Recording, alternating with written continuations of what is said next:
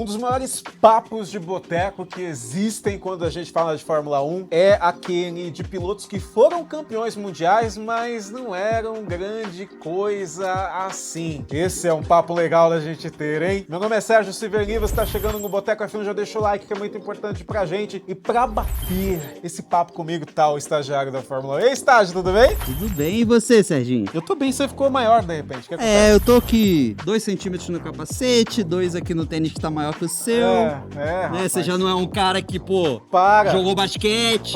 Não fala isso. Eu tenho altura de piloto, pô. Tem mesmo. Entendeu? 1,74. Exato. Eu tenho exatamente a altura do Lewis Hamilton, inclusive, essa camiseta. Já tá perguntando, Sérgio, onde você achou essa camisa? Tá na Paddock BR, tá bom? O link tá aqui na descrição do vídeo. Camisetas únicas sobre o mundo da Fórmula 1, inclusive com cupom de desconto para você usar. Só colocar Boteco F1 lá para ter essa camiseta lindona e totalmente exclusiva, né? Do Lewis Hamilton nesse momento dele de Ferrari. Estagiário, não é que a gente quer descascar ninguém aqui, tá bom? Todo campeão de Fórmula 1 mereceu ter sido campeão, Até certo? porque eu tô aí com quase 10 anos de perfil sem ser cancelado, né? Então, parabéns. Não é agora que...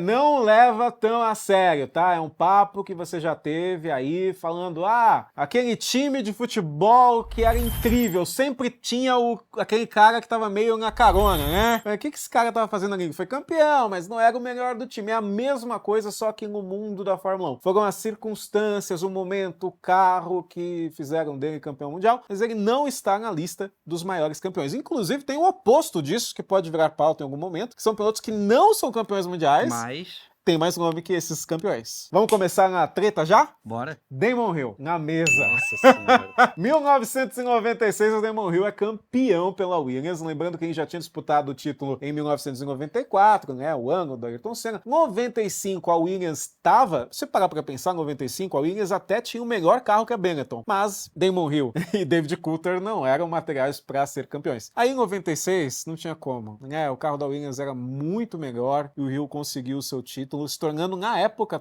o único piloto que o pai tinha sido campeão e ele também foi. Depois isso foi quebrado por quem?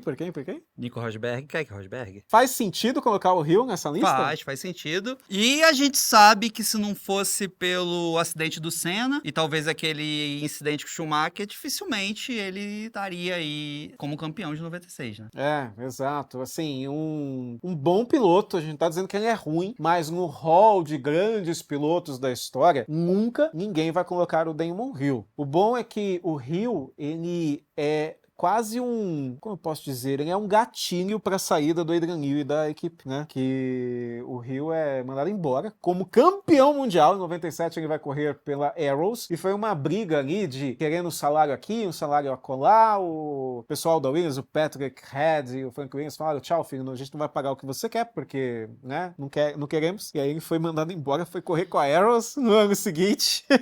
Quase ganhou com o motor Yamaha, né? É verdade, quase ganhou, mas assim, já não é um clássico sinal de que o Hill não era aquele piloto todo, né? Com certeza. E digo mais, a gente conversou sobre isso no MesaCast, que tá imperdível, quem não viu, volta lá e vê. Tá aqui, ó. Se atente George Russell, que você não quer mesmo nível, mas se você pode ser campeão e sair da equipe, tá? Nada impede. Ser mandado embora, né? Exato. Então, 10º lugar pro Damon Hill. Então, o Hill seria, entre aspas, o pior campeão na nossa lista de top 10, tá bom? Vamos pro 9º lugar, que eu já vou colocar aqui também outro britânico, Nigel Mansell. E aqui é um pouco complicado, é polêmico, porque eu sei. O Mansell era rápido, né? Ponto. É isso. Eu acho que o Hill, ele trafega mais... O Hill trafega é bom.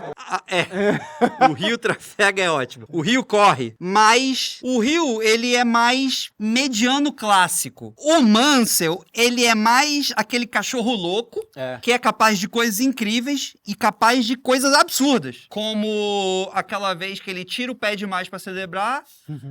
87, Canadá? Não, acho que é 90 já, deve ser 91, se não me engano. Que a bateria...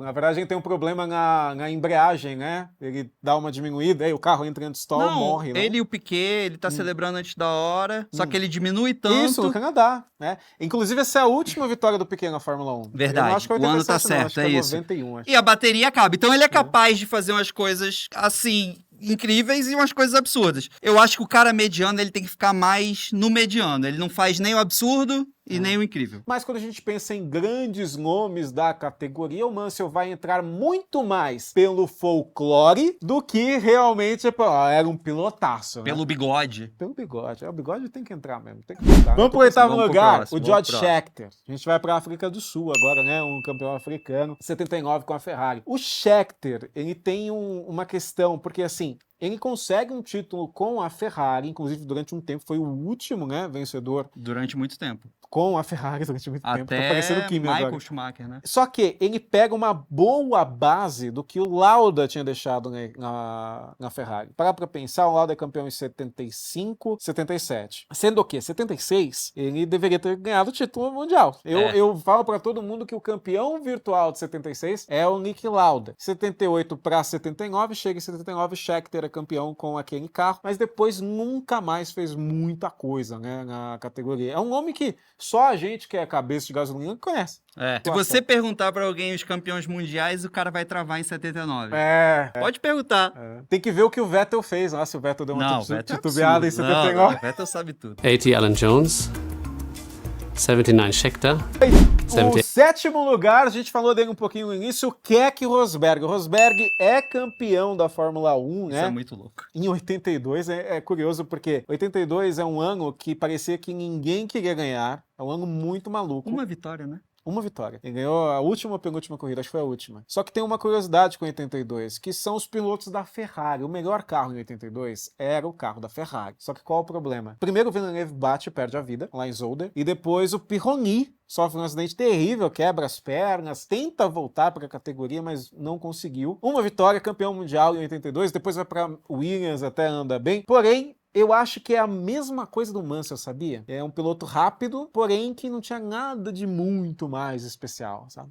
Mas ele fazia muita besteira também, porque eu não lembro muito da carreira do Keck Rosberg. Ela é tão apagada que, tipo... Então não fazia tanta besteira não, mas enfim, foi pra Williams também é o nos mediano anos 80. clássico. Exatamente, é o ponto do vídeo. Um piloto mediano Clássico. que foi campeão mundial. Sexto lugar, a gente tá falando de 76, James Hunt. Polêmico? Cara, é que é difícil... Você não vai ser cancelado mais. Não. A gente viu o Rush, Sim. a gente sabe das peripécias dele. Sim. E será que um cara que fazia tudo que ele fazia era muito louco e ainda conseguia correr tão bem, ele é mediano? Porque, ó... Você tá dizendo que se ele fosse 100% só corrida, ele seria... Entendeu? O Rosberg... que a gente vai chegar lá, ele é um cara que tá em outra fase e se dedica absurdamente, porque ele tem um companheiro que é muito difícil. O James Hunt, mano, não tava nem aí. É óbvio que ele foi campeão devido ao acidente do Lauda e a coragem de participar de Fuji naquela condição absurda. Então, mas essa é a questão. O Hunt ganha 76 por causa do acidente do Lauda na Alemanha. Sim. Ponto.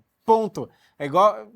Mas era o cara que tava disputando o título. Exato, ele tava... Não tira o mérito dele. Mas você concorda comigo? Se o Lauda tivesse permanecido no campeonato, o Lauda teria ganhado? Possivelmente. É um clássico... Ele perde 2 corridas. Ele perde acho que 3 corridas. Ele E volta sai de Fuji. na quarta. E desiste de Fuji, Isso o Lauda, né? Desiste de a Fuji gente em sabe. 76. E aí depois o Hunt ele continua na Fórmula 1 e depois, acho que no ano seguinte já, em 78, ele abandona pra ter um programa de TV, umas coisas malucas Depois assim. vira comentarista da BBC. Aí ele teve um bom Aí tá trabalho. casadinho, de não, boa. Não casou não. Casou não. Ele casou. Não. Ele pediu a namorada em Tá, casamento. verdade. Morreu no dia seguinte. Verdade. Cabelinho curtinho, tá de boa. Quando ele tá levando uma vida mais de boa, mais mediana, O coração não aguentou, que a gente sabe que o Hunt gostava de umas festinhas lá nos anos 70, né? O que foi a vida do James Hunt? Se você clicar em fotos aí, vai aparecer algumas coisas, né? Aquele ensaio dele com os modelos, não dá cara. pra julgar, né? Tu é piloto de Fórmula 1 nos anos 70, é o que tu faz, natural. É o que o Hunt faz. Quinto lugar, 97, falamos de 96, aqui são 2 temporadas que parece que o carro ajudou muito mais do que os pilotos. 96, o Rio é campeão. 97, o Villeneuve. Lembrando que o Villeneuve já tinha estreado em 96, né? Meio que lutou pelo título durante algum tempo com o Rio. não venceu, mas em 97 ele consegue conquistar o título lutando contra o Michael Schumacher com a Ferrari. Pelo menos o Villeneuve tem um histórico bacana em outra categoria. Sim, a Indy. Um ponto importante é que o Villeneuve, ele luta pelo título com o Schumacher em 97, é aquela temporada que o Schumacher taca o carro para cima do Villeneuve lá em Jerez de La Frontera, só que o que muita gente fala é que em 97 foi uma temporada muito parecida com 2012 do Alonso, onde o Schumacher fazia até milagres com aquele carro da Ferrari e o Villeneuve tinha um carro muito melhor. Superior. Se você inverte os pilotos, nunca que o com Villeneuve certeza. teria a chance de lutar pelo Não, campeonato aí com o carro também Ferrari. não dá nem pra comparar esses dois, né? Pelo amor de Deus. Cabeça. Quarto lugar, Lando Norris. Com você, fica aí. Qual é, cara? Qual é, cara? Volta aqui, cara. O Lando Norris é assim, a história dele tá sendo feita, tá sendo desenhada. Mas tem muita gente que acha que já tá, cara, que o Norris já é um campeão mediano. E aí? Aí vamos deixar a história continuar, a gente já coloca ele aqui. Cara, eu acho Não que assim... saboneteia. Não. Eu acho que é importante, nesse contexto, a gente julgar contra quem o cara bateu pra ser campeão. E o cara superou o Max Verstappen, né? Sim. Isso já dá um pouquinho mais de aura pra ele. Agora, durante bom tempo do ano passado, parecia que ele não queria ganhar o título, né? Ou não tava preparado, tava muito verde. E aí ele deu aquela entrevista que falou que ele quer se divertir. Não parecia tão faca nos dentes, assim, que esse é meu objetivo e tal. Não é... Com certeza tá longe de ser um dos maiores fenômenos de ter sido campeão. É aquela questão, a história vai dizer se o Norris foi um campeão mediano ou realmente um campeão que mereceu o título justamente na nossa lista aqui. Por enquanto, pensando como começou 2026, ele tá na lista. Você vê, né? A galera não fala muito dele, assim. Não tem um hype em cima dele. É o campeão atual e não se fala. Fala-se mais de Hamilton, Leclerc, Russell, total. até Antonelli É. do que o Norris. Terceiro lugar, Nico Rosberg, tá o pai e o filho aqui. Isso é uma história engraçada. Quando eu trabalhava no GE, a gente fez uma pauta dizendo se o Nico Rosberg era um cara que se credenciava de estar no panteão dos grandes campeões ou se ele era um campeão mediano. E aí? E aí a gente perguntou pra vários pilotos, Niki Lauda, o Damon Hill, a gente perguntou, e as respostas foram bem legais. Eles falaram, cara, não interessa, tu é campeão de Fórmula 1, Ah, tu sim, é... mas isso aqui né? é papo de Não, boteco, sim. pô, é. E aí a gente viu, e a gente teve a brilhante ideia de perguntar pro seu Nelson Piquet, que tava sentado lá, e ele deu um Piquet, vem pra esculacho. cá, Piquet. Ele deu um esculacho na gente, típico do Piquet. Eu nunca mais esqueço esse dia. Ah, então ninguém respondeu, ele só escolheu. Cara, é óbvio, né, se o cara é campeão, pô, vocês são burro pra caralho. Coisa nessa linha, assim. Pode botar o pi. Mas foi bem nessa pegada aí. Campeão em 2000. Olha, eu acho que tem uma coisa importante. O Nico Rosberg, ele é muito mais piloto do que muita gente acha que ele é. Ponto. Quando ele entra na Fórmula 1 pela Williams, lá em 2006, eu acho já, ele faz corridas inacreditáveis, cara, com aquele carro que, inclusive, tinha combustível Petrobras, né? É o carro que tinha o igual você, o mecânico com a bandeira do Brasil, né? De amarelo e verde. E aí quando ele vai para a Mercedes em 2010 para assumir esse novo projeto ao lado do Michael Schumacher na época, número 1, ele coloca o Schumacher no bolso. Esse é um ponto importante. Mas é um Schumacher mais velho também. Mas é o Schumacher. Mas tudo bem. Vamos relevar. Ganhou as 3 temporadas, 10, 11 e 12, e aí chega o Hamilton. Em 2013, fica meio pau a pau. O carro era muito bom de classificação, não sei se você lembra, a Mercedes sempre classificava mastigava bem. pneu, né? Exato. Até meio hoje a Mercedes tem esse DNA de comer bastante pneu, dependendo da situação. E aí em 2014 o Hamilton pega toma pra ele, né? E em 2016 ele ganha. Ele teve mérito em 2016, mas o motor na Malásia foi um sobrenatural de Almeida que definiu o campeonato.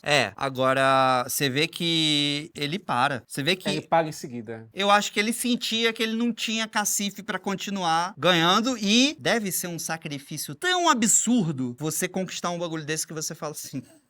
Que o esforço que ele precisava fazer para ganhar do Hamilton Entendeu? era muito maior do que o oposto. E lembrando que de 2016 para 2017 a Fórmula 1 mudou o regulamento, os carros ficaram mais difíceis de pilotar, maiores, né? E o Rosberg deu bye-bye em uma coletiva de imprensa que foi uma manhã de algum dia que foi um barata voa, né? 5 dias depois do título, se não me engano. Foi uma loucura. Todo mundo falou, o Rosberg disse que se aposenta. E falou numa coletiva lá na FIA. E inclusive, nem o Toto Wolff sabia, teve que correr atrás do Bottas apenas para substituir Desastre o de relações públicas. Medalha de prata pra gente, segundo lugar pra Jenson Button. Olha como a gente começou com o mais mediano e tá chegando no menos, né? Button, a mesma coisa do Rosberg pra mim. Ele é muito mais piloto do que as pessoas acham que ele é, certo? Canadá 2011. Exato, e mais, Brasil 2012. Brasil 2012. É uma corrida que ele herdou? Austrália 2006, o Button, ele tem muitas corridas que ele andou muito, assim, muito. A Mercedes queria que ele ficasse, inclusive, ele que decidiu assumir o projeto da McLaren, né, a partir de 2010, foi pra lá e ficou praticamente até o final da carreira. Porém, todavia, entretanto, ele ganhou o título com um carro que tava naquele momento muito à frente dos outros, né? Construiu uma gordurinha, depois a Red Bull veio, superou o Rubinho, enfim. Mas deles, ele tá ali realmente entre os melhores, sem dúvida. É o que eu acho que você falou, faz muito sentido. É um cara que, apesar da gente colocar como mediano, ele guia muito mais do que muita gente pensa. Você vai falar pra mim, Sérgio, eu sou super fã do Button, é um absurdo o que você tá fazendo, não entende nada de Fórmula 1. Cara, vai pra uma mesa de bar, vai ter alguém que vai falar que o Button é um campeão mediano, né? Com certeza. Esses foram os... Não foi top 10, foi top 9. Tá. Os campeões medianos da Fórmula 1. Talvez se um David Coulthard tivesse sido campeão, ele teria entrado nessa lista. Quer ver o maior exemplo dessa lista, o que poderia ser o primeiro lugar, que a gente pode encerrar a gravação agora, inclusive fala qual é o seu arroba nas redes sociais. @estagiário da F1. Pô, não tem erro de achar. Twitter, Instagram, adiciona lá. Tá aqui embaixo no link da descrição. O piloto que resume isso daqui, Lucas, me deu um zoom daquele de novela mexicana. O piloto que define o maior campeão mundial mediano da história, se ele tivesse sido Ed Irvine. E ninguém duvida de mim. Total. E foi perto, né? Foi perto. Ainda bem que o céu não quis. Foi perto. Os deuses da Fórmula 1 falaram no Nossa pódio, senhora. Tchau, gente. Um abraço.